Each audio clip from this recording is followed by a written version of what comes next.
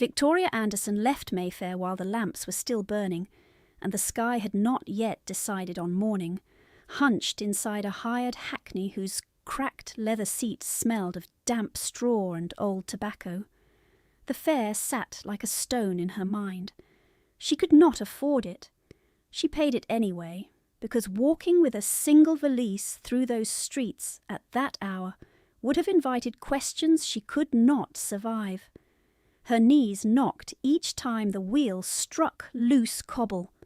The thin travelling mantle around her shoulders was still wet where fountain water had soaked through at midnight, when Lady Kettering had sent her into the courtyard with 2 pails and no lantern, because the housemaids were asleep, and Miss Anderson was, in that household, cheaper than waking servants. The cold had set in hours ago, and had not left her bones. Her fingers throbbed with each jolt of the carriage. The skin along her knuckles had split from lye and winter water, and when she flexed her hand she felt the shallow tears open again. She had eaten nothing since a heel of bread 2 mornings earlier. Hunger no longer came as a sharp cry. It came as weakness at the back of her thighs, as a floating lightness behind her eyes, as a carefulness in every movement because standing too quickly might tip the world sideways. Her hem was black with street mud from crossing to the mews, and the mud dried stiff against her ankles as the coach rolled west. Outside, gentlemen stepped into polished carriages under the awnings of townhouses, gloved and brisk, while footmen held umbrellas at a respectful angle. Not one looked directly at her through the smeared glass. They looked through her. A woman in a borrowed mantle, in a hired cab before dawn, became part of the weather. When the coach turned past Grosvenor Square, the city breathed around her in 1,000 indifferent sounds. Hooves struck stone, a milk cart rattled, a boy called the hour with a voice gone hoarse from cold. London at that hour was half servant, half shadow. Kitchen maids emptied pails into gutters. Sweeps moved black against grey walls. But the polished world was already arranging itself for breakfast trays and silver covers, for invitations and cards and whispers over tea. And in that world, Victoria had become a thing pointed at, then dismissed. The window leaked at one corner, and a slow thread of rainwater crept down the frame and onto her skirt. She shifted her bag from one hand to the other and pressed her palm against her stomach until the cramp eased. Inside the bag lay 2 dresses, both mended at the cuff, 1 book of sermons her father had marked in pencil, and a packet of letters tied with faded blue ribbon that she had kept hidden behind a loose board in the attic for 3 years. She owned no jewels. Lady Kettering had sold the last bracelet before Christmas and called it practical. She owned no lace worth pawning, no fur, no silver-backed brush, no miniature in a gold frame. The comb in her pocket had 3 broken teeth. Her shoes took in water at the left sole and rubbed the same blister raw every evening. The driver shouted at a drayman and snapped the reins. Victoria closed her eyes for 1 count of 10, then opened them again. Sleep would have been a kindness, and kindness was not a thing the last 2 years had offered her often enough to trust. By 22 she had been reduced, in room after room, to plain Miss Anderson, though the plainness had never been in her face. It had been arranged around her like a stage set. Lady Kettering chose gowns for her in colours that leached the skin. Lady Kettering said powder was wasted on her and gave the mirror to her own daughters first. Lady Kettering sent her downstairs to fetch shawls while quartets played, and then spoke loudly, as guests watched, about how useful it was to keep an unmarried relation close at hand. Victoria stood by walls and carried dance cards and poured tea and listened. She listened when Lady Kettering laughed that no man of consequence would attach himself to a girl with no dowry and no useful name beyond a dead merchant father. She listened while younger women in silk glanced at her, and learned the trick of speaking as though she were absent. She was not absent. She heard all of it. She stood for hours in slippers too narrow at the toe until her feet burned. She sorted visiting cards long after midnight. She rose before dawn to air linen in weather that bit her hands numb. She scrubbed candle wax from silver with lye that stung open skin. She carried hot water to Lady Kettering's chamber while the household still slept. She fetched cold water from the fountain when told, even in frost, even in rain, because refusal brought no argument, only punishment. A locked pantry, a tray removed untouched, a command delivered in velvet tones before witnesses, so that disobedience would look like madness. No one struck her where society might see and object. No one needed to. Lady Kettering understood the old arithmetic.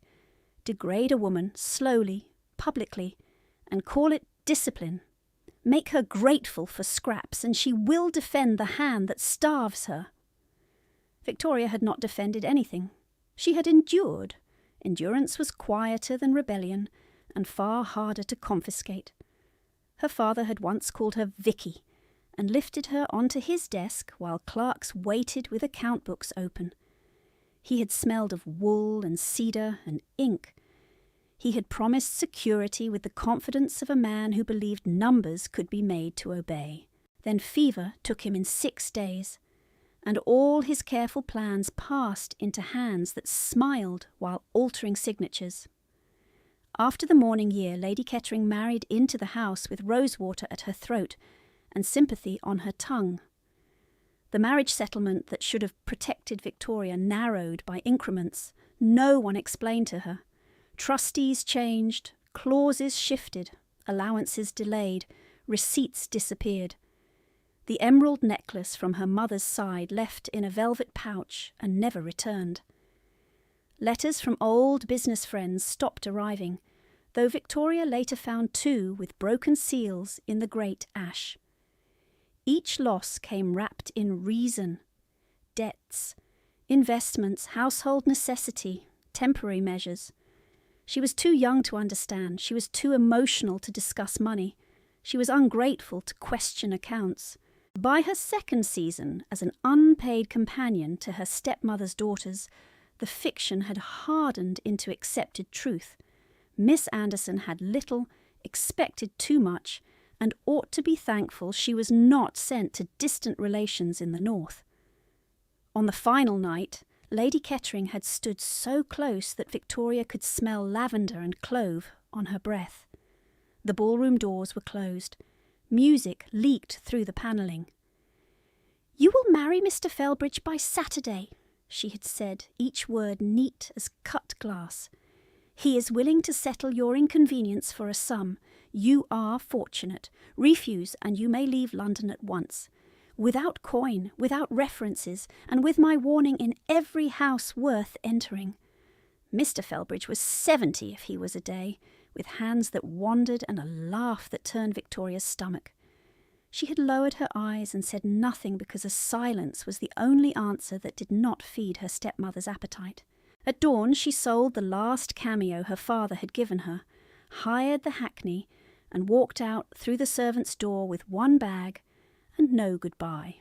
The city thinned as they moved toward the western road, terraces giving way to warehouses, warehouses to yards, yards to open stretches where mist lay low above ditches. Rain began properly then, not the fine spray of dawn, but a steady fall that tapped the carriage roof and seeped through every seam. Victoria's teeth clicked once before she pressed her jaw shut. She had counted her coins 3 times before leaving, and once again, in the coach, fingers moving over each edge by touch. Enough for the fare, a corner bed at a common inn if she was careful, and perhaps broth if she found work quickly in Brentford or farther on. Not enough for mistakes, not enough for illness, not enough for returning. She had made peace with that before the carriage crossed Oxford Street. A man does not ask pardon from a house that has already sold him, and a woman does not beg at a door that will only open to shame her. The driver turned into the yard of a coaching inn just after first light. The sign creaked overhead. Horses steamed in the rain. Ostlers cursed as they dragged canvas over a cart of trunks.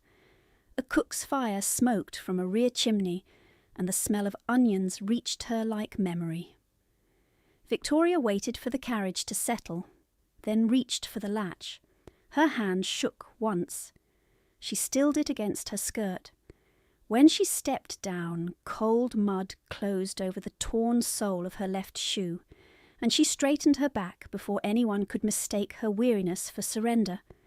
The yard swallowed her boot to the ankle and released it with a soft drag as she crossed toward the inn door, valise clutched close under her arm to keep the rain from soaking the one dry chemise she still possessed. Men moved around her with the practical haste of morning trade. A brewer's clerk in a good coat complained about his axle.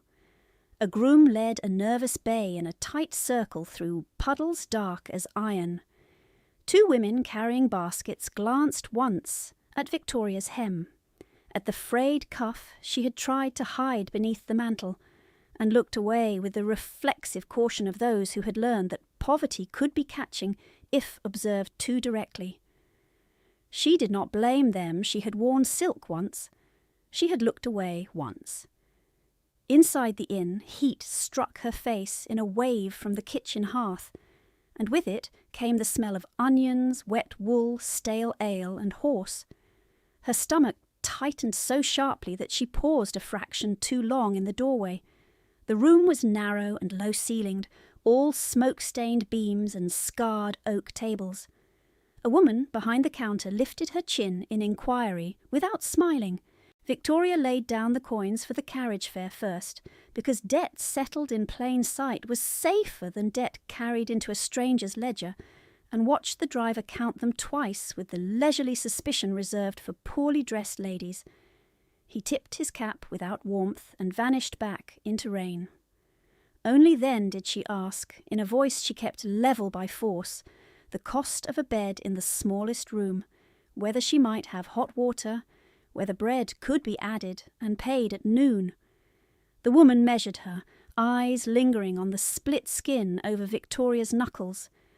"Half in advance." Victoria nodded, counted out more coins, and felt the purse lighten to nearly nothing. She signed the register with her own name. She could not bear another theft, even if it were only of letters in ink. When the woman called for a maid to show her upstairs, Victoria declined and chose the bench by the hearth instead, because climbing now would reveal the tremor in her knees. She held her hands toward the fire and watched the cuts at her joints bead faintly with fresh red where the heat woke sensation. It was a minor hurt.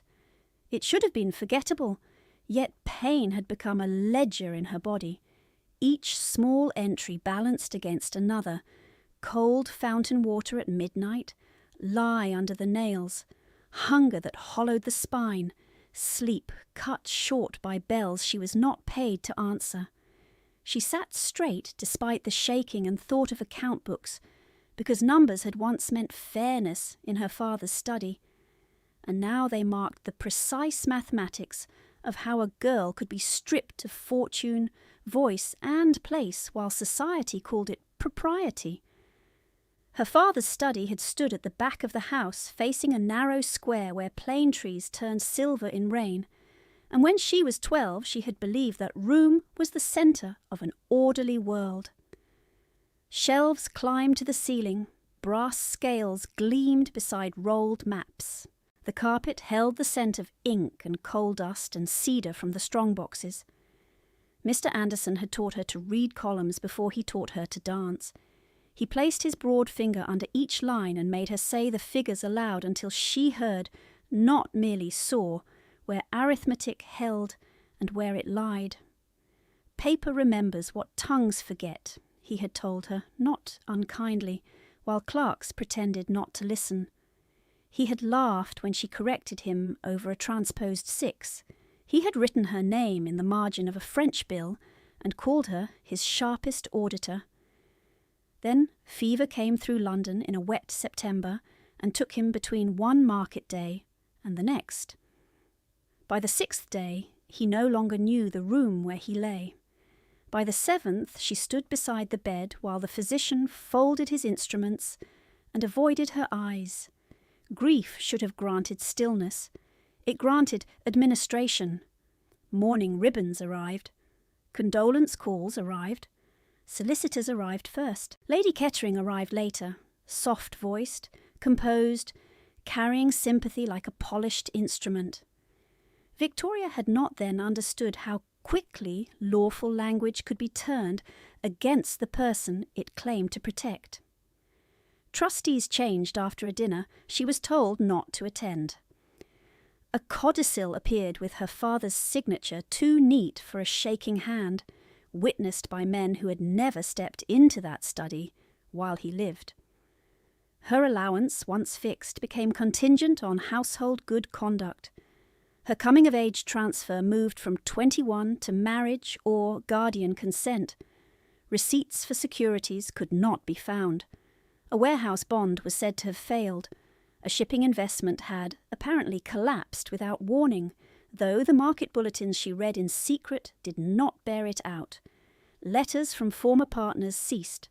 When she asked after them, Lady Kettering touched her sleeve and said, before company, "My dear, business is no concern of young ladies with sensitive nerves."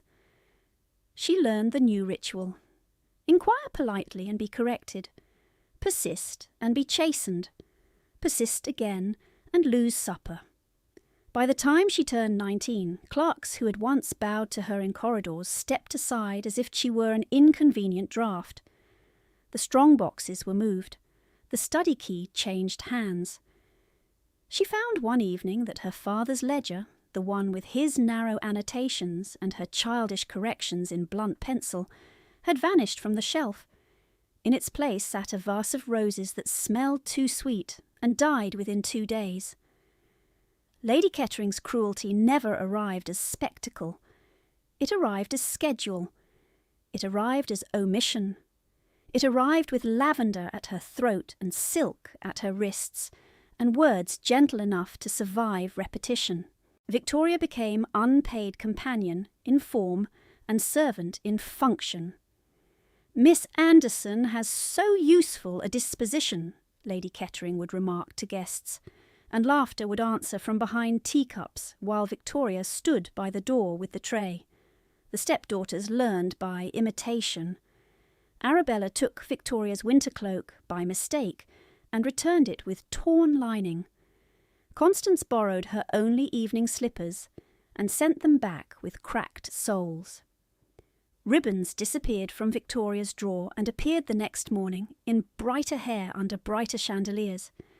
When dressmakers came, Lady Kettering measured her own girls first and dismissed Victoria with remnants, old muslin re-dyed to a sallow shade, sleeves cut from last year's fashion, hems so short she could not kneel without exposure. Powder was withheld, hair oil was withheld. A maid was instructed to pin her dark hair too tightly at the temples, so that by midnight her head rang with pain and her eyes watered, which in turn made her look, as Lady Kettering liked to note, so very strained. During the season, she rose before dawn to sort invitation cards, copied correspondence until her fingers cramped, and then stood through assemblies as a decorative warning to younger women. This is what happens when beauty is insufficient and fortune uncertain. She was placed near columns, never sent to fetch shawls mid-conversation, instructed to carry wraps to carriages in rain, while laughter followed from the portico. If a gentleman addressed her, Lady Kettering intervened with smooth efficiency. "Miss Anderson is family," she would say, smiling. "She does not dance." The lie hardened through repetition. Debts multiplied in Lady Kettering's telling. Candles had grown expensive. Coal prices had risen. The townhouse required repairs. The country tenants were behind. Victoria was shown lists, never originals. She was made to sign acknowledgements she was not permitted to read fully. When she refused once, Lady Kettering locked the breakfast room and announced at luncheon that poor Victoria had suffered another nervous turn and must eat alone upstairs. Servants carried the story to neighbouring kitchens by evening. Humiliation worked because it left no mark a magistrate would record. Hunger worked because it dulled protest. By 22, Victoria had learned to swallow pride without swallowing falsehood. She spoke little. She watched everything. She kept, sewn into the lining of her valise, 3 copied pages from an old trust summary she had found in a discarded folio and memorised by candlelight in the attic. Numbers again. Evidence reduced to scraps. Dignity reduced to memory and method. The final week of the season had sharpened all their habits to a point. Lady Kettering needed money quickly. Mr. Felbridge, with his watery eyes and jewelled snuff-box and breath of brandy disguised by mint, needed a wife quickly enough to ignore distaste. Victoria understood the transaction the first time she saw the old man's hand linger at her elbow, while Lady Kettering watched from across the drawing-room and did not intervene. 3 evenings later, after a musical where she had stood for 4 hours behind a chair because no seat had been left for her, she was ordered to the courtyard fountain near midnight to fill 2 pails for flowers that could easily have waited until morning. Rain needled through her sleeves. Stone bit through thin soles. She carried the water up 2 flights, spilling half when her left foot slipped, and returned for more under a footman's indifferent gaze. At 1 in the morning she was sent to polish candlesticks, for discipline. At 2 she was summoned to Lady Kettering's private sitting-room, where the fire burned high and scent of lavender pressed against her throat until she fought the urge to cough. Arabella and Constance sat in pale silk wrappers, watching as if for theatre. Lady Kettering did not raise her voice. She never needed to. "Saturday," she said, adjusting a bracelet that had once belonged to Victoria's mother. "You will accept Mr. Felbridge by Saturday. He assumes your debts in exchange for your obedience. If you decline, you leave this house before dawn. No coin, no references. I shall circulate notice that you are unstable and inclined to theft." Constance laughed at the word theft, quick and bright. Victoria stood very still and looked at the bracelet, at the tiny nick near the clasp she remembered from childhood, and understood with a cold clarity that pleading would only feed them. She said, "I will not marry him." Lady Kettering's eyes narrowed, then softened into pity for the benefit of imaginary witnesses. "Then you will starve with your principles." The next hours passed in practical motions. She waited until the house settled. She took the 2 mended dresses from her trunk and left the lace she could not defend as hers. She pried loose the attic board and retrieved her father's marked sermons and the packet of letters that had escaped the grate. She cut out the copied trust pages and stitched them into her valise lining with shaking hands and black thread. She removed the cameo from her throat, kissed it once in the dark without sentiment, and sold it at first light to a pawnbroker on Davies Street, who weighed it, frowned, and paid less than half value because he could. Then she hired the hackney and sat through the long wet ride to Brentford with Lady Kettering's last words lodged beneath her ribs like a splinter. At the inn hearth now, with rain striking the panes and steam rising from her skirt, she drew one breath, then another, and placed her palm flat against the valise to feel the hidden pages through worn leather. Her father had taught her that paper remembered. If paper remembered, then she might yet be more than the role they had assigned her. The fire popped. A draught moved along the floor. Somewhere above, a door opened and shut. Victoria lifted her head when the inn-yard erupted in sudden shouting.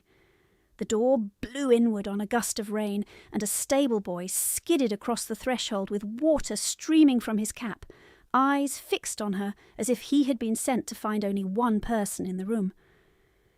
"Miss Anderson!" He held out a sealed note between two fingers, careful not to smear the crest. Lady Kettering's crest. Even through the dim, Victoria knew the shape of the wax stamp, the little crown pressed too deep on one side where the signet always caught. Her stomach dropped. She did not touch it at first. The boy shifted from foot to foot. A rider brought it from Mayfair, said it was urgent, said I was to put it in your hand and wait for answer. Around them, tankards paused halfway to mouths. The innkeeper's wife looked from the seal to Victoria's face, and then back to the hearth, as if this were none of her business and very much her business both at once. Victoria took the note. The paper was expensive, dry despite the rain. She broke the wax with a thumb already roughened enough not to care about another small cut, and unfolded 2 lines in Lady Kettering's narrow, immaculate hand. "Return at once. A warrant will be sought for debt and theft should you continue this childish flight. Constables can be at Brentford by noon." There was no signature. There did not need to be. The lavender scent from the page reached her anyway, faint but distinct, and for one clean second she was back in the upstairs sitting room with the fire too warm, and Constance laughing. Her vision narrowed at the edges. She folded the note once, twice, and slid it into her valise without comment. The boy waited. "No reply," she said. He blinked, disappointed at the lack of drama, and retreated into the rain. The safe heat of the inn had already gone cold. Hooves struck stone outside in a frantic, uneven rhythm. A man shouted for room, another cursed. Then came a crack so sharp it silenced every voice in the taproom, timber splitting under force, followed by the shriek of a horse in pain and the heavy crash of a carriage pitching sideways. Tankards slammed down, benches scraped. Half the room surged toward the door and stopped short under the awning, unwilling to step into mud or hazard. Victoria was already moving. She did not feel the bench strike her knees as she rose. She crossed the threshold into hard rain that hit her face like thrown gravel and turned the yard into grey churn and splintered on wood. An elegant curricle lay on one wheel against the mounting block, one shaft broken clean through, traces twisted. One horse fought the harness, whites of its eyes showing, while an ostler shouted and tried to calm it from the side. Beneath the angled frame, almost hidden by the wheel and the wrecked step, a child cried out once and then made a thin, breathless sound that was worse than crying. A small boy in a soaked dark coat, no more than 8, was pinned at the leg under a timber crosspiece. His glove had come off.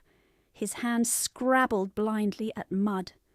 A gentleman with jewelled cufflinks stood 3 feet away, pale, repeating that someone should fetch a surgeon. No one touched the wreck. No one dirtied their coat. Victoria dropped to her knees in the water without a thought for the cold that flooded through her skirt. Mud soaked to the bone in seconds. "You!" She pointed at the ostler nearest the frightened horse. "Hold its head steady or it will kick and kill him."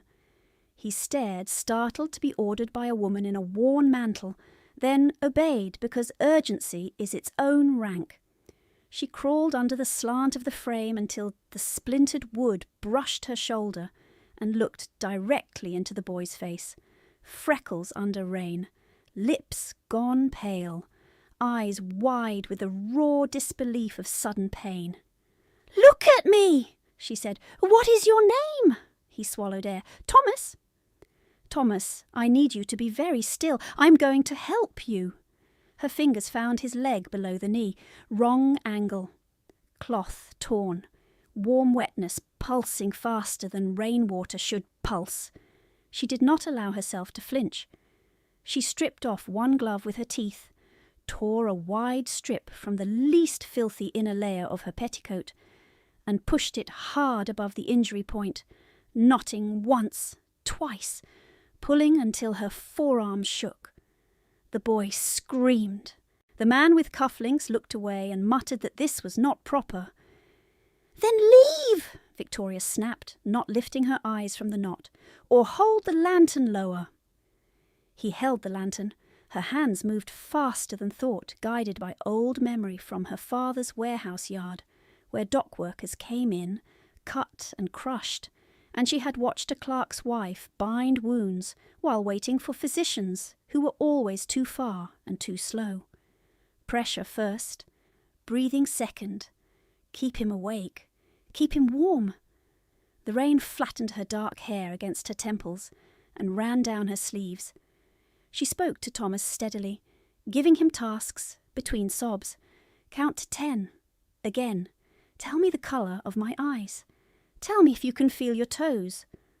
Around her boots, water carried sawdust and mud in little rivulets toward the drain.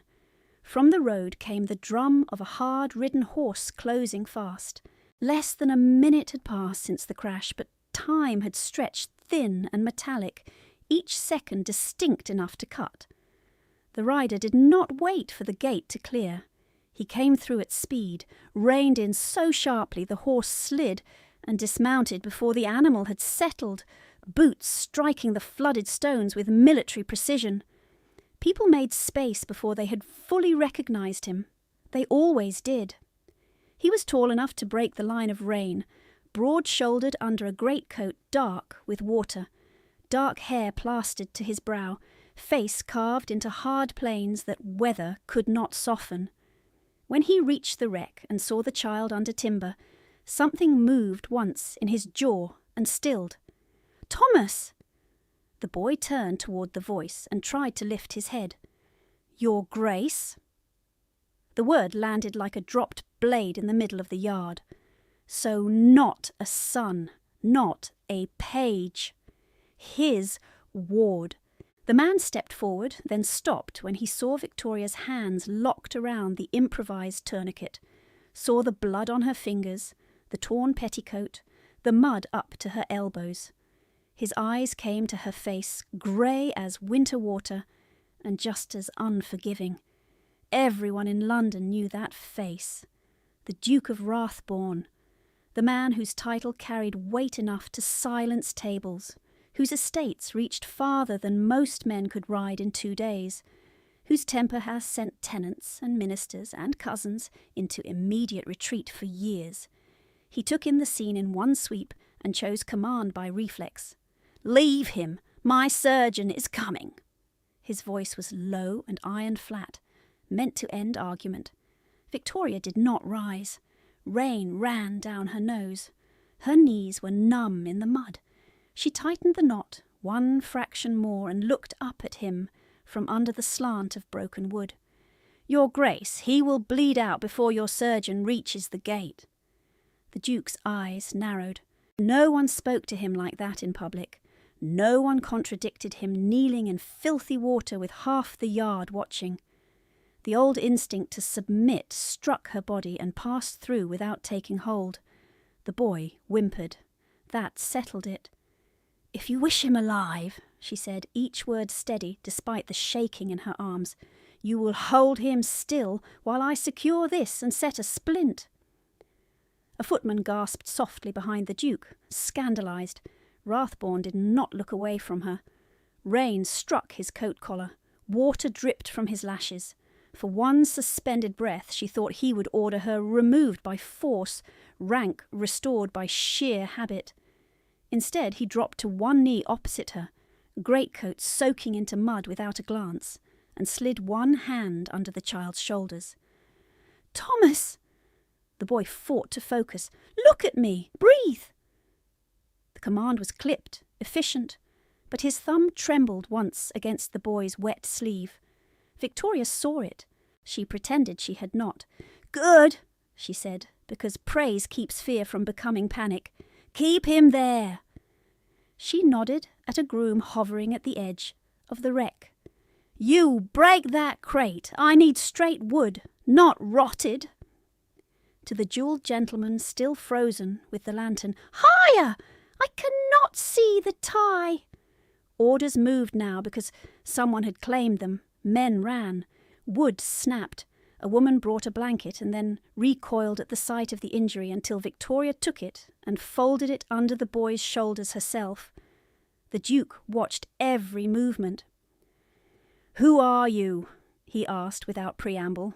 "Victoria Anderson." She threaded another strip of torn cloth under the leg and tied it to the splint with hands slick and cold. "Do not let him thrash when the pain rises." "He is my ward." Not explanation, warning, plea nearly, hidden in grammar that allowed none. She met his gaze once. "Then help me keep him." He did. When Thomas cried out and arched, Rathborne held him with exact controlled strength, face gone white around the mouth, but body still as stone. "Talk to him," Victoria said. "Do not stop." The Duke bent close to the boy's ear. "You will stay with me. Count." Thomas gulped air. 1, 2. He lost it at 4, started again. Victoria tied, checked pulse, retied. The makeshift tourniquet held. The bleeding slowed to an ooze. Not safe. Better. Hooves pounded again at the gate. This time a lighter carriage. A man with a medical case jumped down before it halted fully and splashed toward them. "Out of the way," he began, then saw the Duke kneeling in mud and changed tone mid-breath. "Your Grace!" "Work with her," Rathborne said, not rising. The surgeon's brows flicked toward Victoria's torn dress, then to the neat pressure band and provisional splint already in place. Respect replaced doubt. "Who taught you this?" he asked while opening his case. "A shipping clerk's wife with steadier hands than mine," she answered. "He needs a proper binding and carriage flat, no jolting. Warm bricks at his feet if you have them." The surgeon nodded once and took over the finer work. Only then did Victoria lean back on her heels and feel the full shudder start in her limbs, cold finally claiming what purpose had postponed. She pushed wet hair from her face with a wrist-stained rust brown and tried to stand. Her left foot slid. The Duke was already there, one hand under her elbow, the grip firm enough to steady but not imprison. Up close he smelled of rain, horse, and clean wool. His profile was all harsh lines and restraint. "Do not fall," he said. It sounded like an order. It sounded like concern he had no practice naming. She straightened, extracted her arm carefully, and folded her numb fingers into her palms so he would not see them shake. Around them the yard had gone quiet in that particular way crowds fall quiet when hierarchy has been breached and remade in front of witnesses. An inmate stared openly at Victoria's torn petticoat, strip wrapped around a duke's ward. The cuff-linked gentleman studied his boots. 2 coachmen whispered, already constructing a version of events suitable for London by supper. Rain rattled against the inn windows. Somewhere beyond the gate, another carriage slowed as if scenting scandal. Rathborne turned his head toward the surgeon, who was lifting Thomas onto a door panel used as a stretcher. He did not move until the boy was under shelter. Then he looked back at Victoria, eyes scanning bruised knuckles, soaked mantle, threadbare cuff, mud-caked hem, the hollows at her cheeks no powder could hide. Brutal accuracy lived in that gaze. "You are hurt." "I am cold," she said. "Not hurt." His mouth tightened. Not quite a smile. Something closer to anger redirected. "Inside," he said. One word. "Command and cover both." Victoria glanced once toward the doorway where the hearth still burned, and where Lady Kettering's note sat in her valise like a concealed blade, then back to the Duke whose ward had just been carried past. She lifted her chin, rain streaming from her lashes, and answered in the same level tone she had used under wreckage. "After I am certain he keeps breathing, Your Grace." Rathborn held her gaze for a long beat, rain running off his brow in a steady line. Then he gave a single nod and turned toward the inn door without another word. He did not offer his arm. He did not need to.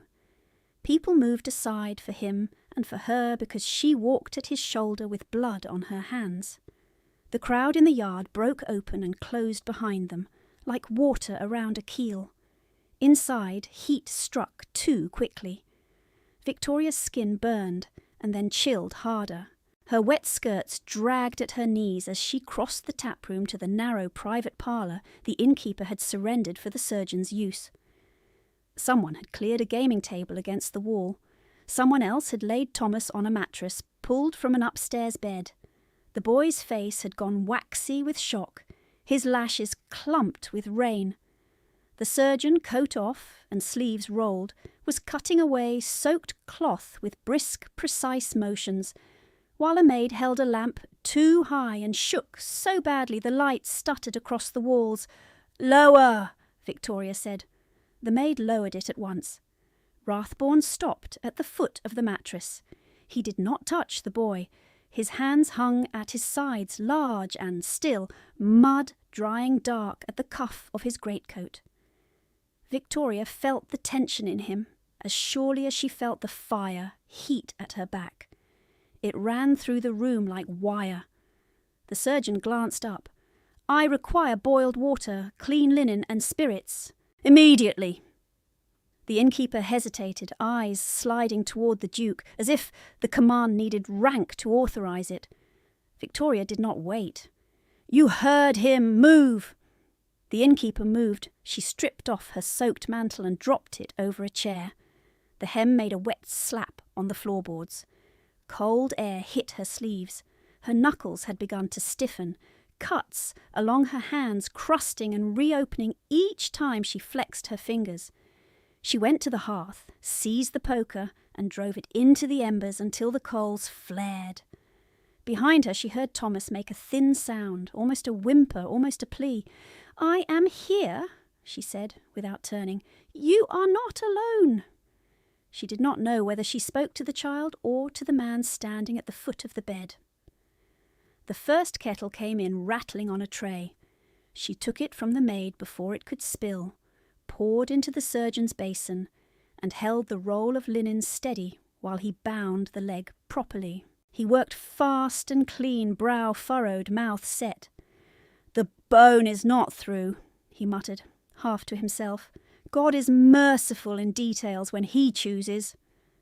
Thomas jerked when the splint was tightened. Rathborn stepped forward on instinct. The surgeon snapped, "Hold him!" The Duke obeyed before the word finished leaving the man's mouth. He braced one forearm across the boy's shoulders, his other hand anchoring the uninjured leg. His face did not change. Only the muscle at his jaw moved once, hard. Victoria took Thomas's cold hand. "Look at me, not at the bandage, at me." His eyes found hers, glassy with pain. "It hurts." "I know." She squeezed his fingers. "Count with me." He tried, lost track, tried again. The surgeon tied off the final wrap and sat back on his heels. "He has lost blood, but the flow is controlled. If fever does not take him, he should keep the leg. If fever does not take him..." The words dropped in the room like iron. Rathborn inclined his head once. "What do you require?" "Quiet, warmth, broth when he can hold it, laudanum in small measure only if pain becomes unmanageable, and no movement until I say. I will pay whatever is needed." The surgeon gave a short, almost offended breath. "Pay the inn later. Keep him alive now." For the first time, something close to respect passed between the two men. Bare, practical, unadorned. A footman arrived then, breathless, liveried coat dark with rain. He stopped dead at the threshold when he saw the Duke kneeling in mud on a common floor. "Your Grace, the carriage from Rathborn House is at the gate. Mr. Fenwick sends..." Rathborn cut him off. "No transport, not yet." "Sir, Mr. Fenwick says this inn is not suitable, and there is concern for your reputation with so many—" "Not yet." The footman swallowed and retreated. Victoria went to the washstand, found a chipped bowl, and poured water over her hands. Pink clouded the basin. Mud loosened from her wrists in brown streaks. The cuts stung sharp as pins. She scrubbed anyway. Across the room, Thomas had begun to shiver in irregular bursts that rattled the mattress ropes. "He needs dry clothes," she said. The surgeon did not look up from packing instruments. "He has none here." Victoria looked down at her own skirt, already ruined past redemption, then at the wool petticoat beneath. She did not pause to measure cost. She took the carving knife from the tray and cut a broad panel from the driest inner layer, then another. The inmaid gasped softly at the sight of a gentlewoman cutting her own garments like sailcloth. Victoria ignored her, crossed to the bed, and tucked the wool around Thomas's torso and feet, while the surgeon nodded approval. "He will hold heat better with that." Rathborne watched every movement. His gaze rested once on the raw edge where she had cut her last sound petticoat. It rested again on her hands. "Miss Anderson," he said, voice low, "sit down." "Not yet." It was not defiance for the pleasure of it. It was arithmetic. The boy's breath still hitched. The lamp still shook. The kettle was already cooling. She crossed to the door and called into the passage for bricks from the kitchen hearth. A scullion appeared with 2 wrapped in rag. She set them near Thomas's feet. By the time the hall clock struck 8:15, rain had deepened from steady fall to hard drumming on the panes, and the private parlour smelled of wet wool, vinegar, and singed linen. 2 constables entered with notebooks and solemn faces, summoned by someone who wanted blame, assigned as quickly as blood had been stanched. They removed hats at the sight of the Duke, but did not leave. Procedure carried its own authority in a public inn. "We require witness statements regarding the road accident," the older one said. "There is allegation of dangerous driving." Rathborne rose to his full height. The room narrowed around him. "My ward is under care. This can wait." "It cannot, Your Grace. There was injury and property damage. We take names while memory is fresh." The jewelled gentleman from the yard had followed them in, eager now that the peril was past. "I saw the whole thing," he began quickly. "The team came in too fast, quite reckless. Near took my leg with them." Victoria turned from adjusting the blanket. She had seen him in the yard, pale and useless, lantern trembling while he complained about propriety. He looked cleaner now, gloves changed, voice recovered. The old reflex urged silence. Silence kept women fed. Silence kept them out of court and out of pamphlets and out of every drawing-room story told with lifted brows. Silence had also nearly cost a child his life. The constable looked from the gentleman to Victoria's blood-stiff cuffs. "Madame, you were nearest the injured boy?" "Miss," she said. "Yes." "Then your account, if you please." The room went very still. She felt Rathborne's attention like heat at her shoulder, though she did not look at him. If she repeated the gentleman's lie, the accident would settle neatly on the Duke's name by noon. If she embellished confusion, she might buy herself leverage with the very man whose rank could silence Lady Kettering by a single word. Her pulse thudded once in her throat. She thought of the note in her valise. Return at once, warrant theft, debtor's prison. She thought of a child under timber and the weight of a command spoken in rain. Hold him still. The curricle was already unstable when it entered the yard, she said. The left shaft had a stress split before the impact. I saw old weathering in the brake. The horse shied when the near wheel struck the drain rut by the mounting block. The gentleman driver pulled hard too late. The carriage tipped. That is what I saw. The jewelled man flushed. "Nonsense! You were on your knees in mud. You could not have judged a shaft." Victoria met his eyes at last. "I could. I did." The constable's pen scratched. "And dangerous speed." "Speed worsened it," she said. "It did not begin it." The older constable nodded slowly, recording each word. "Was His Grace driving?" "No, he arrived from the road after the crash." Rathborne remained silent. His face gave nothing away. Yet the air in the room altered, not softer but sharper with attention. The gentleman opened his mouth again.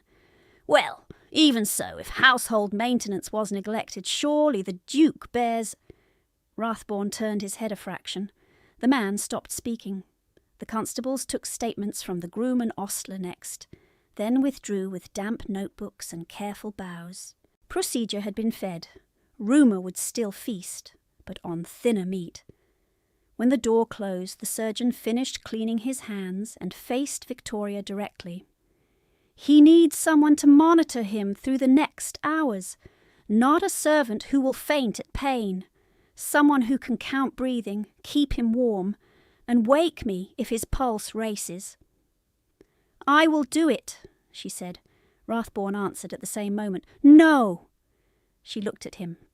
"No. You are exhausted, you are injured, you are not of this household." The sentence should have dismissed her.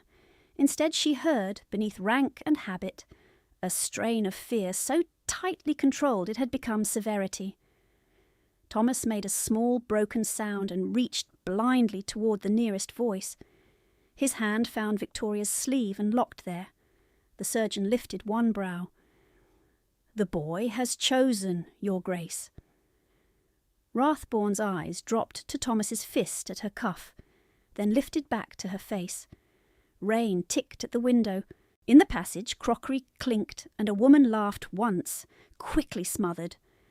Outside this room, the world kept moving in its ordinary petty circuits. Inside, a child's grip decided hierarchy. Victoria spoke first. "I remain until he sleeps. Then you may replace me. You will collapse before then. Then I shall collapse in a chair where I can hear him breathe." A muscle moved in his cheek. "Stubborn!" Accurate. The surgeon, not unkindly, cut across the exchange. "Argue later. He is shivering again." Rathborne stepped back one pace. "Very well. 1 hour." She did not waste breath correcting him. She took the chair beside the mattress and settled in, every joint protesting as wet cloth chilled against her skin. Thomas's fingers loosened only when she began counting breaths softly, the way she once counted ledger lines to calm herself in her father's study. In for 4, out for 4, again. The surgeon left to brew a draught and promised to return within minutes. The inmaid brought broth and a stale heel of bread on a tray, set it down by Victoria's elbow, and fled before gratitude could trap her in conversation. Victoria stared at the bread for 2 heartbeats. Hunger surged so violently her hands trembled. She broke off a piece, then looked at Thomas's cracked lips and dissolved the bread into the broth with the spoon, patient circles until it softened. She cooled it and fed him half a spoon at a time. Most dribbled out. Some stayed. "You should eat," Rathborne said from near the hearth. She kept her eyes on the spoon. "Eat first." "You have done enough." She turned then, not sharply, but with the precision of a blade set carefully on a table. "No, enough is when he's warm, medicated, and sleeping without that sound in his throat." Something in his expression shifted. It was not surrender, it was recognition, unwilling and complete. He crossed the room, took the untouched second spoon from the tray, and held the cup while she fed the boy, saying nothing. Duke and fugitive, side by side over common broth in a hired parlour that smelled of rain and boiled wool. The image would have been absurd in any drawing-room in Mayfair. Here it was merely necessary. When Thomas drifted at last into a shallow, fretful doze, Victoria eased his hand from her sleeve and tucked it under the blanket. She checked his forehead with the back of her wrist, warm, not burning. Better than before. She let herself breathe once, deeply enough to hurt. Rathborn moved to the doorway and spoke low to someone in the hall. A moment later, a grey-haired man in a plain, dark coat entered.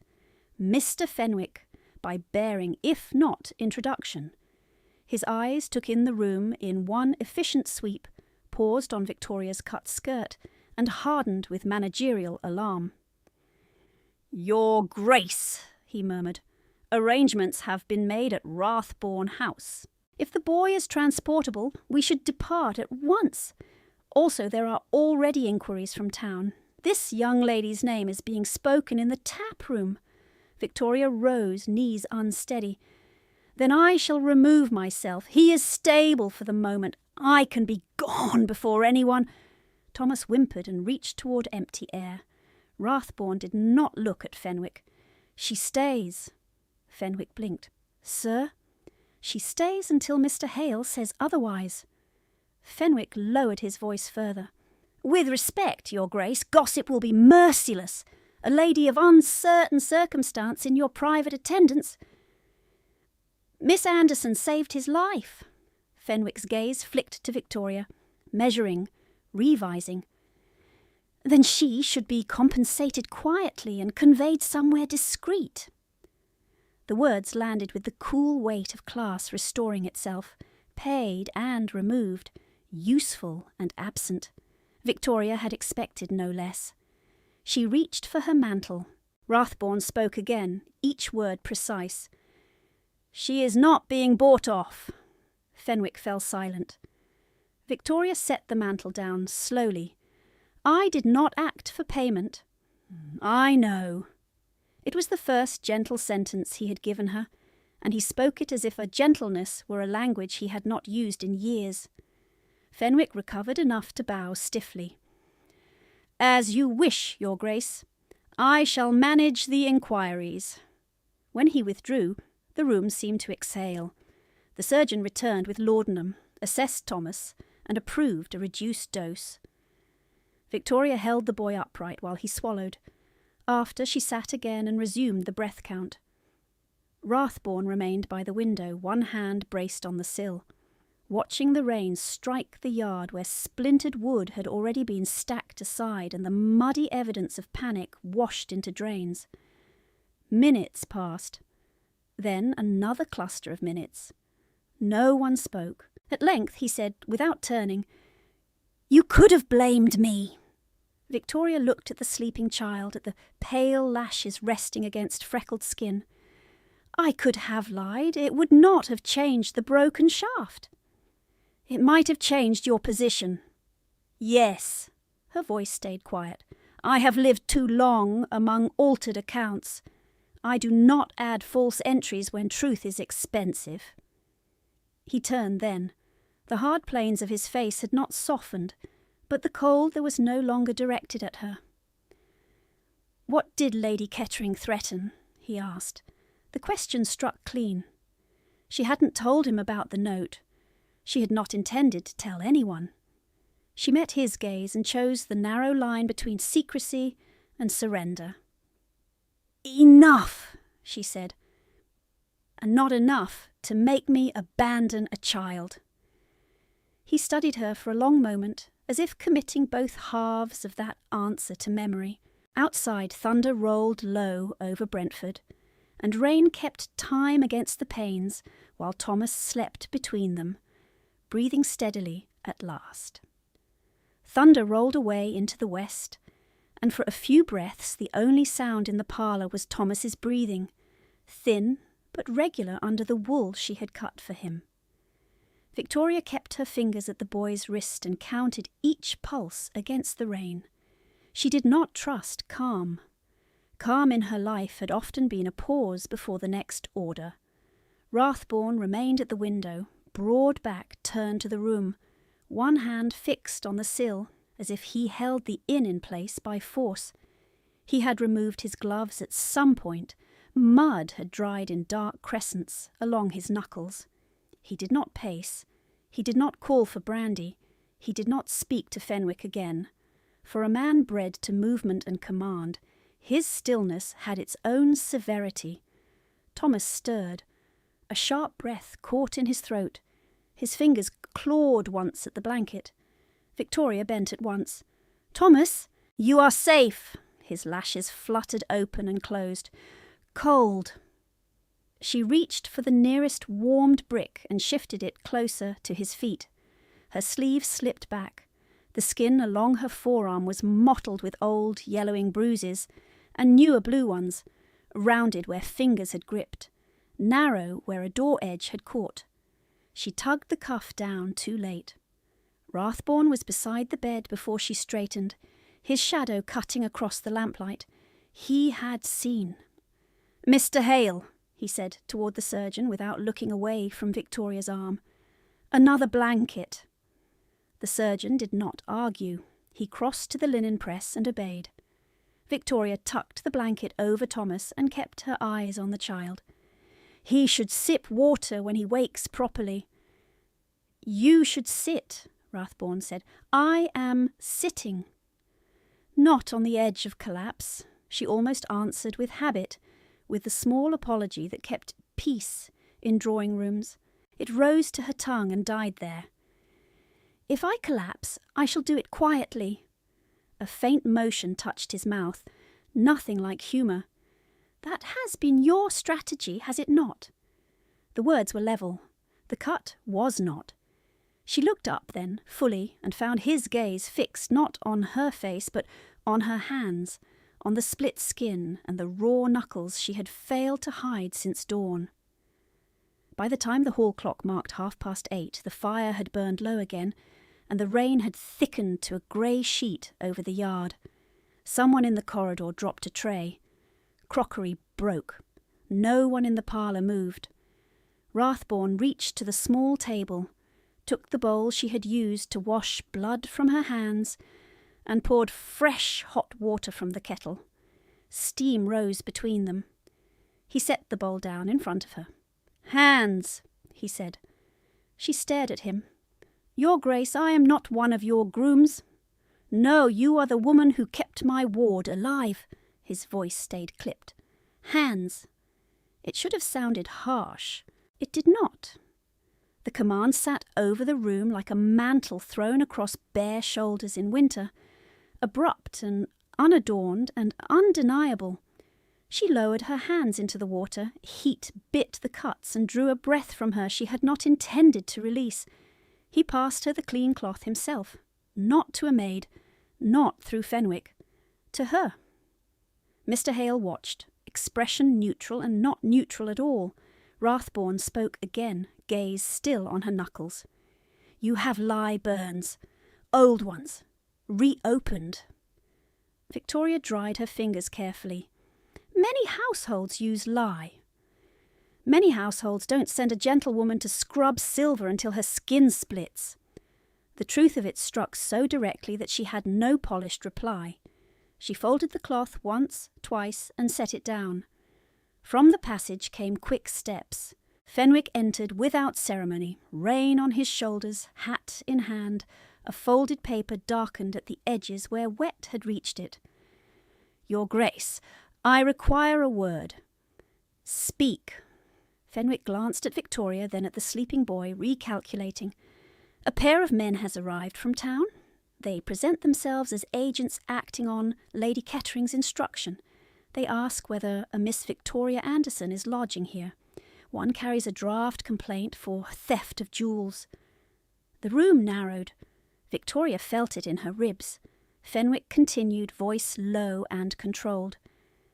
"They have not yet involved local constables. I told them no guest records would be shown without lawful order." Rathborne held out his hand. Fenwick gave him the damp paper. He read it once. The tendons in his wrist stood out like cord. "Unsigned," he said. "Yes, Your Grace." "Witness line blank. Inventory line blank." He looked up, eyes gone colder. A forged threat in search of a magistrate foolish enough to stamp it. Victoria rose too quickly. The floor shifted under her boots, then steadied. I should go through the back before they see me. If they drag your household into this, your ward. Stop! One word. Quiet. Final. She froze. He folded the paper with deliberate care and set it on the table beside the laudanum bottle. You will not run. Your Grace, you will not run from thieves who stole from you and call you thief in return. His gaze pinned hers, hard as hammered steel. Sit! The old terror in her body answered command before thought. Then came the newer thing, the one that had made her kneel in mud and contradict a duke in public. She held his gaze and remained standing. I will not be the cause of scandal in your affairs. You are already in my affairs. The sentence landed between them and did not move. Fenwick looked down at his gloves as if they had become urgent business. Mr. Hale busied himself with corks and instruments he had already arranged. Thomas slept on, oblivious. Rathborne drew one breath and spoke more slowly, each word set in place. Listen to me, Miss Anderson. Those men are here because you did not die quietly in a house that profited from your silence. If you leave by a back door now, they will say you fled guilt. They will find a compliant clerk by noon. They will put irons on your wrists for spectacle, and every drawing-room that watched you serve tea will nod and call it regrettable. He took one step closer. You will stay where witnesses can see you and where law can reach before rumour. She could hear rain striking the panes behind him. She could hear her own pulse. Under what authority? She asked, voice thin with exhaustion and pride both. Yours? Yes. No flourish, no apology. She should have recoiled. She did not. She searched his face for mockery and found none. Fenwick cleared his throat softly. Your Grace, if I may, this course exposes you to considerable talk. Rathborne did not turn. Then let them talk accurately for once. Fenwick inclined his head. As you command. Rathborne finally looked toward him. Bring those men into the tap room, not here. Keep 2 of our footmen present. Send for the Brentford magistrate immediately. Tell him I request attendance in person, and I will wait. At once. And Fenwick. The steward paused in the doorway. No one enters this room without Miss Anderson's consent. No one. Fenwick's brows rose a fraction. Understood, Your Grace.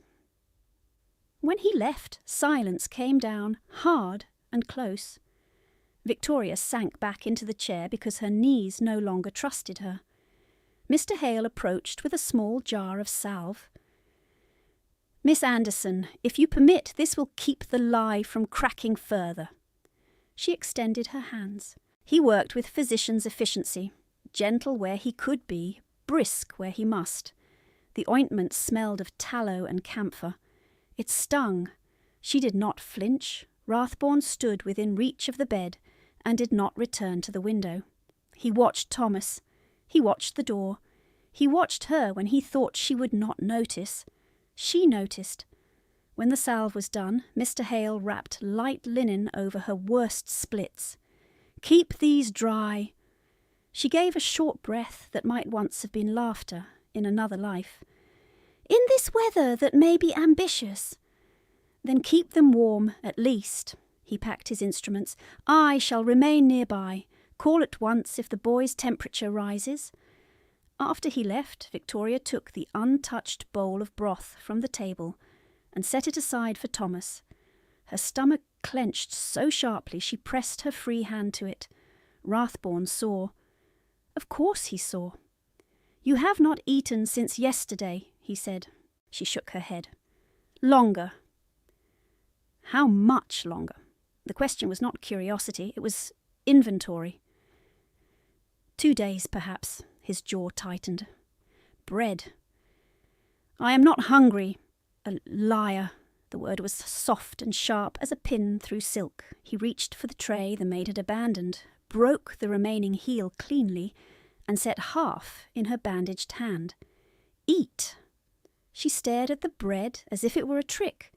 In Lady Kettering's house, food offered often came with witnesses and later cruelty, a debt written in invisible ink. Here there was only a duke in a mud-stained coat, holding out plain bread with the same expression he had worn while giving orders around a shattered carriage. She took a bite. Dry crust scraped her throat. She swallowed anyway. He did not look away until she took a second. He moved then to Thomas's bedside and adjusted the blanket edge, with a care so controlled it nearly broke her. The great hands that could have crushed a man's wrist with ease fussed with wool at a child's shoulder until no draught could enter. He noticed her watching and straightened at once, face returning to stone. She heard herself ask, "Does it hurt?" He turned. "What?" "This." She gestured small toward the bed, the room, the rain, all of it. Waiting when you cannot command pain to stop. For a moment she thought he would ignore her. He looked at Thomas. He looked at the closed door. He looked back at her. "Yes," he said, "only that." Yet in his mouth it sounded like confession. From the tap room below rose a murmur of male voices, then the scrape of chair legs, then quiet again. Fenwick was managing the agents. The inn itself seemed to lean toward the coming dispute. Rathborne crossed to the hearth and fed it another log. Sparks climbed the chimney throat. He spoke without turning. "I saw you in Berkeley Square in March." Victoria frowned. "I do not recall meeting your Grace." "You did not meet me. You carried 2 silver urns from Lady Kettering's carriage while your stepsisters walked ahead under one umbrella. You had no gloves," memory struck. Cold rain. Numb fingers. Arabella laughing that servants were cheaper than umbrellas. She had not seen him in the crowd. He continued, voice flat with contained anger. "I saw you again at Halford House. Midnight! You were sent into the courtyard for water while guests played cards by the fire. Your sleeves were wet to the elbow." Her breath caught. That had been 3 nights before she fled. "I asked Fenwick your name then," he said. "He told me Lady Kettering called you a poor relation with delicate nerves and a tendency toward dramatics." Victoria felt heat rise in her face, then drain away. "And you believed it?" He met her eyes. "I believed something was wrong. I did not act." The admission hung heavy and irrevocable. She had no prepared answer for honesty shaped like self-indictment. "Why speak of it now?" "Because I will not repeat that failure." He stepped closer, stopping at the edge of her chair as if some internal line had been reached.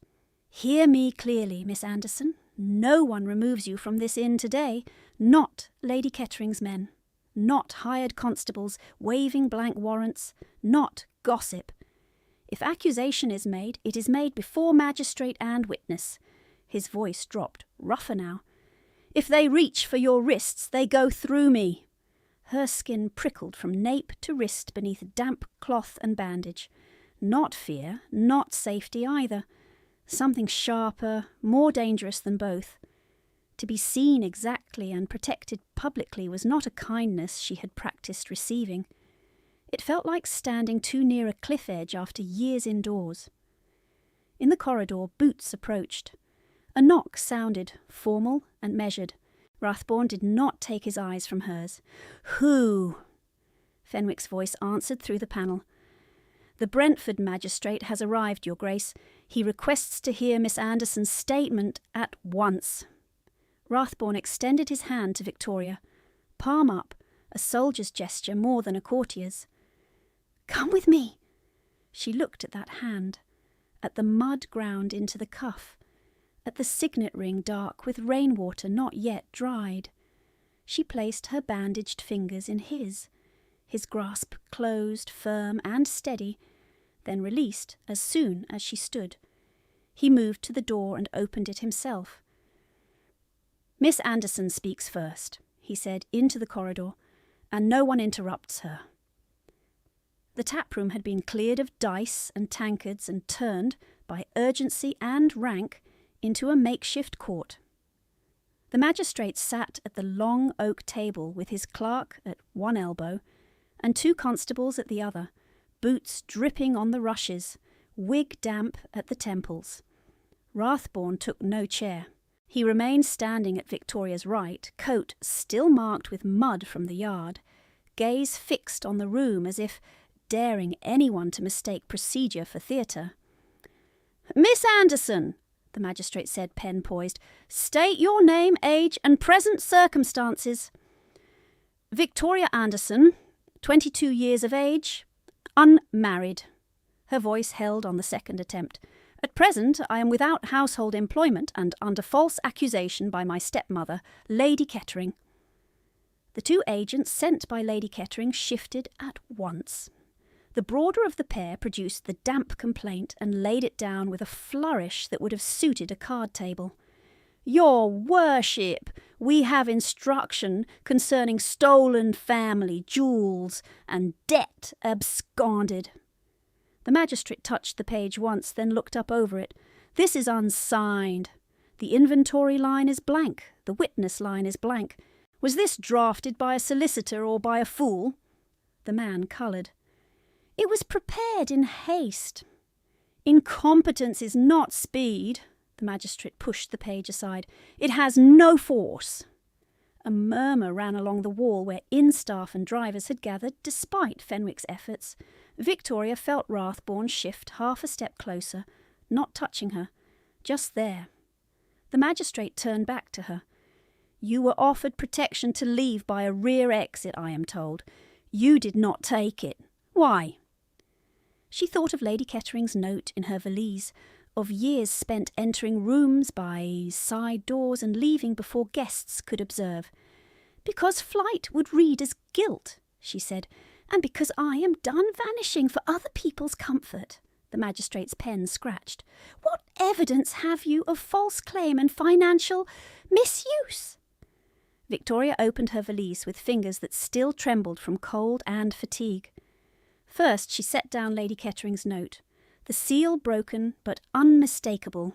Then the packet of intercepted letters tied in faded blue ribbon.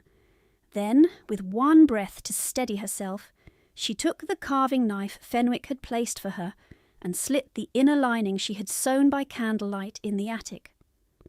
The copied trust pages came free, creased but legible. Ink bled in places from damp, not enough to hide the figures. She laid them on the table. "These are not originals. I copied them from a trust summary that was later removed. The originals were kept under my father's authority before his death." One agent laughed under his breath. "Copies made by a hysterical girl." Rathbourne's voice cut across the room. "You will hold your tongue." The magistrate did not look at the agent. "You will hold your tongue." By late morning rain had thinned to a fine grey mist against the panes. Then the corridor stirred, silk rustled, and lavender entered the room before the woman herself. Lady Kettering stepped in with 2 hired constables and both daughters behind her in travelling cloaks too elegant for Brentford mud.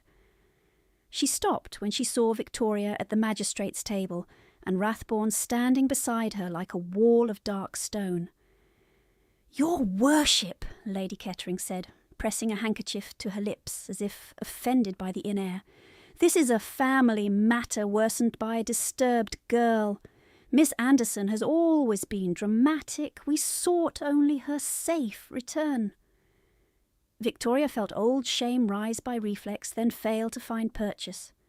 She met her stepmother's eyes and did not lower hers. The magistrate held out a hand. "Your affidavit." Lady Kettering presented a folded sheet with neat signatures and a solicitor's stamp. The magistrate read the first lines, frowned, then passed it to his clerk. "Witness, my daughter Arabella." Arabella swallowed and nodded, chin high. Constance stared at Victoria with bright hostility and would not meet the magistrate's gaze at all. Fenwick entered at that moment with a lockbox and a thin clerk in spectacles carrying ledgers wrapped in oilcloth.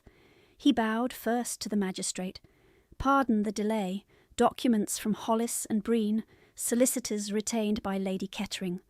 Secured this morning under emergency order from Trustee Ellery after notice from His Grace. Lady Kettering went pale beneath powder. You had no right, Rathborne answered without looking at her.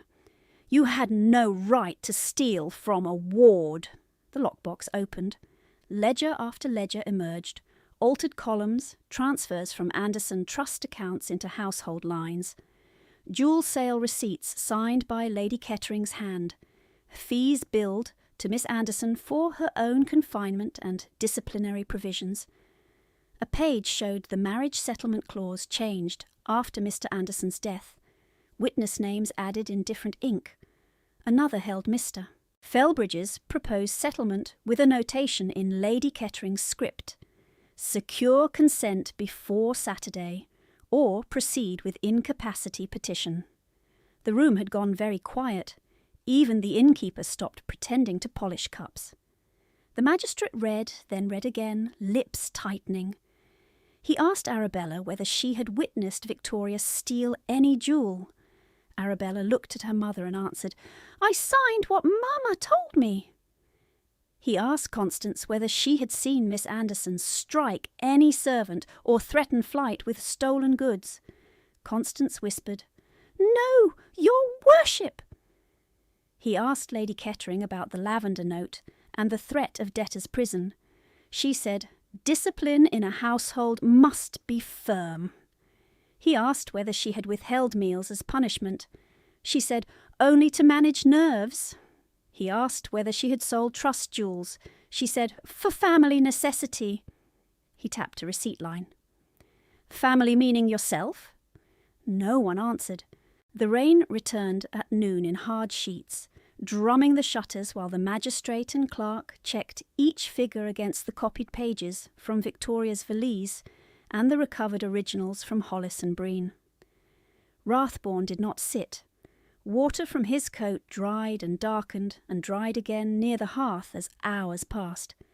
Victoria sat only when ordered and rose each time a new sheet was placed before her to identify a signature, a date, a margin note in Lady Kettering's hand. Once she glanced at Fenwick. His face remained impassive, but when she passed him a page, his fingers pressed the edge in silent acknowledgment of what she had endured. 6 hours after the first question, the magistrate set down his pen. Lady Kettering, guardianship is suspended effective immediately. Temporary control of Miss Anderson's estate returns to Trustee Ellery pending Chancery confirmation. Charges of fraud, coercion and false affidavit are entered. You will surrender household account books and remain under bond. He turned to the hired constables. Remove these gentlemen agents. Their complaint was knowingly defective. Lady Kettering's composure cracked. You cannot do this to me in a coaching inn. The magistrate looked past her to Victoria. The location does not alter the law.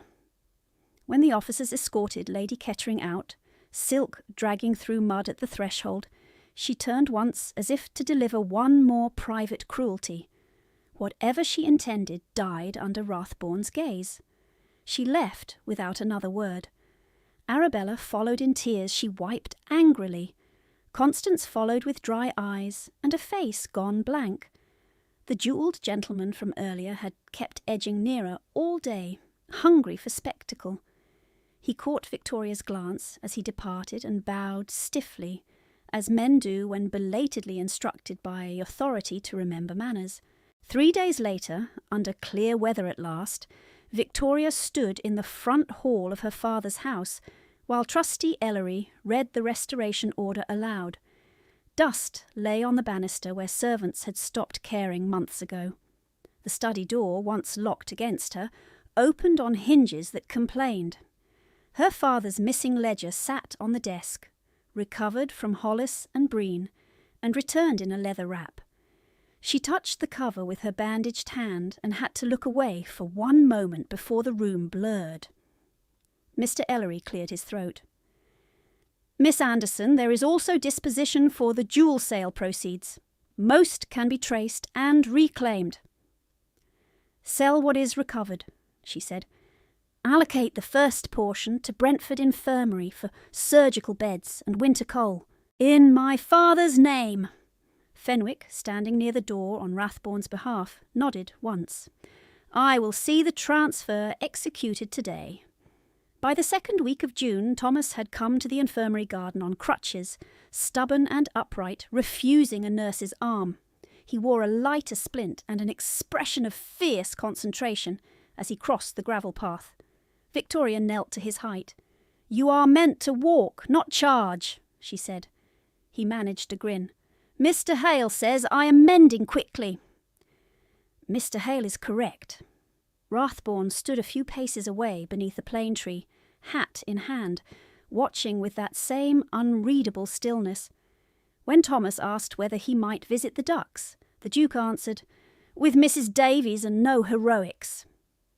Thomas rolled his eyes exactly as a boy secure in affection might do, and hobbled off with the housekeeper. Rathbourne stepped closer then. "The transfer to the infirmary is complete. New beds arrive tomorrow. Coal contract signed through winter." "Thank you. You negotiated it. I signed where instructed." She looked at him directly. "That is not how men of your rank are spoken of." "Then rank will recover." At midsummer, sunlight lay broad and unforgiving across Hyde Park, and the promenade was crowded enough that privacy was a myth. Victoria arrived in a gown she had chosen herself, dark blue silk cut, simply, no borrowed lace, no hidden tears at the hem. Her hair was pinned by Mrs. Davies with quiet hands and no pain. Whispers moved through the crowd before she reached the gravel turn. There she is, Miss Anderson, the one who vanished. Every curious duke who had asked where she had gone seemed to have found reason to be present. Rathbourne waited near the rail, coat immaculate, scar at his temple pale in the light. He bowed, formal as at court. "Miss Anderson!" "Your Grace." He did not waste words. He never had. "You restored your house. You restored your name. You built a ward where there was none. I will not pretend I deserve your trust by title. I ask for it by conduct." His gaze held hers, steady and unflinching. "Will you marry me?" The crowd quieted in widening circles. Victoria felt the old world press at her back, all its verdicts and exclusions, and felt beneath that the newer ground she had built with her own hands, paper, and stubborn refusal. She answered clearly enough for those nearest to hear and those farthest to understand. "Yes, by choice." His breath left him once, almost soundless. His hand, when he offered it, was steady. She placed hers in it under full daylight, before witnesses who could carry the truth into every drawing-room in London. And this time when her name was spoken, it was spoken as if it belonged to her.